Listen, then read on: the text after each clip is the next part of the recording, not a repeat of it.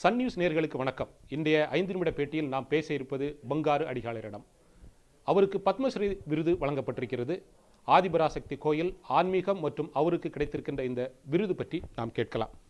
நீங்கள் இன்றைக்கி உங்களுக்கு பத்மஸ்ரீ விருது வழங்கப்பட்டிருக்கிறது. இது நாட்டிலேயே மிக ஒரு அரிய ஒரு சிறந்த விருதாகத்தான் எல்லாராலையும் பார்க்கப்படுகிறது. இதை நீங்கள் எப்படி பார்க்குறீங்க? ஒரு காரில் இருந்து லைசன்ஸ் வாங்குற போல் இந்தியாவில் ஒரு லைசன்ஸ் கொடுத்துட்றாங்க. நான் இருக்கிறேன் இத்தனை கோடி மக்களுக்குள்ள நான் ஒருத்தர் இருக்கிறேன். குடிமக்கள் இந்த குடியும் கிடையாது, விவசாய குடிமகன் நான். அதனால் இந்த இத்தனை வருஷம் காலமாக வந்து சன் டிவின்னு பேர் தான். நான் சூரியனை பார்த்தேன், சன் டிவியில் பார்க்கல நான். அதனால் இப்போ அது அத்தனை காலம் கடந்து வந்த பிறகு இப்போ கேட்குறீங்க போகிறீங்க. சரியா, உங்கள் சன் டிவிக்கும் ஒரு நன்றியும், விருது கொடுத்தவங்களும் ஒரு நன்றியும், விருது ஒரு நன்றியும், ஒரு அம்மாவோட அருளும் எல்லாம் அந்த ஆன்மாவுடைய இது அமைதிகளும் இதுங்களும் இருக்கணும் செய்யணும். இத்தனை வருஷம் காலம் விட்டு என்ன இப்போ பேட்டி அடிக்கல, அதே பெரிய போட்டி. நீங்கள் 50 ஆண்டு காலமாக சுமார் 50 ஆண்டு காலமாக இந்த ஆன்மீக இதில் வந்து ஈடுபட்டு இருக்கீங்க. ஆனால் இப்போ தான் உங்களுக்கு ஒரு அங்கீகாரம் கிடச்சிருக்கு. நான் தாய்க்கு தான் தெரியும் எந்த நேரத்தில் இந்த குழந்தை பேருக்கும் எந்த நேரத்தில் இது பண்ணும் அது கருத்து. அதுபோல் நேரங்காலம் எதுக்கு தேவையில்லை. ஏதோ கூட்டுறவங்கன்னா ஏதோ செய்யணும் ஏற்பாடு பண்ணணும்னு சொல்லியிருக்குது. அதனால் வந்தது. அது சென்ட்ரல் கவர்மெண்ட்டுக்கும் நன்றி, டிவிக்கும் நன்றி, பொதுமக்கள் நன்றி, செவ்வாடமருக்கு நன்றி, பக்தர்கள் நன்றி, ஆசை உங்களுக்கும் சன் டிவிக்கும் நன்றி. ஸோ ஆன்மீகத்தில் ஒரு அரை நூற்றாண்டை வந்து நீங்கள் இப்போ கடக்க போகிறீங்க.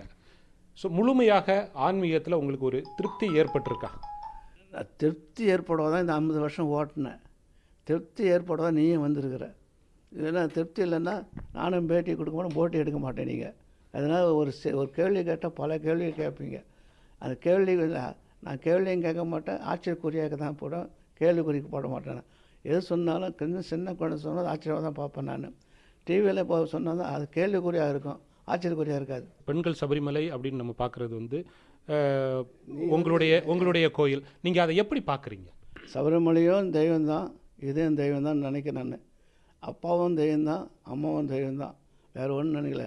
ஏழைங்களுடைய நன்மைக்கு என்ன சேவையோ அவங்களுக்கு வேண்டியது செய்கிறேன். கல்வி தானும், வீடு தானும், தானும் செய்கிறேன். போகிறோம். இது விளம்பரத்துக்காகவோ அதுக்காகவும் இல்லை. தன் உழைப்போ என்ன நம்மளை போல் இருக்கிற ஏழைங்களுக்கு நம்ம ஏழை தான். ஏழை உள்ள ஏழைக்கு தான் தெரியும். யானைக்கு தும்பு கை போல் மனிதன் நாணயம் தேவை. இது ரெண்டும் போச்சு. ஸோ அப்போ நீங்கள் சொல்கிறத பார்த்தா நாணயம் இல்லாதவர்கள் நிறைய பேர் இருக்காங்கன்னு சொல்கிறீங்க. நான் மனிதனுக்கு நாணயம் ஓணும், நீ உனக்கு ஓணும். அதனால் நான் எல்லா இதுவும் இருக்கும்போது சார் இந்த நவீன உலகம் மாறி இருக்குது. இப்போ வர காலங்களில் வந்து மழையெல்லாம் குறைஞ்சிருக்கு. தமிழ்நாட்டில் மட்டும் இல்லாமல் பல இடங்களில் வந்து தண்ணீர் வந்து தட்டுப்பாடு ஏற்படும்.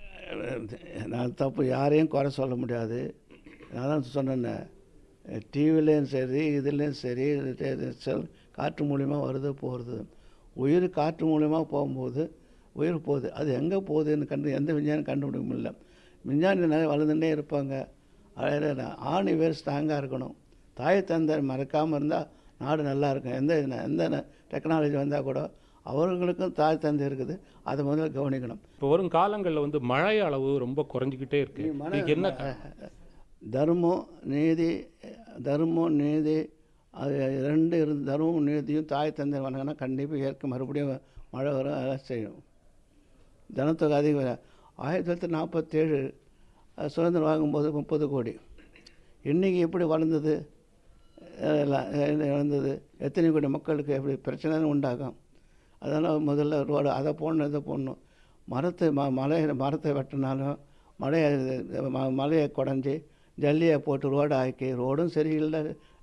ரோடு மரம் போச்சு, மழையும் போச்சு, மரம் போச்சு, மழையும் போச்சு, ஜல்லியும் போச்சு, ரோடும் போச்சு. கடைசியாக ஒரு கேள்வி.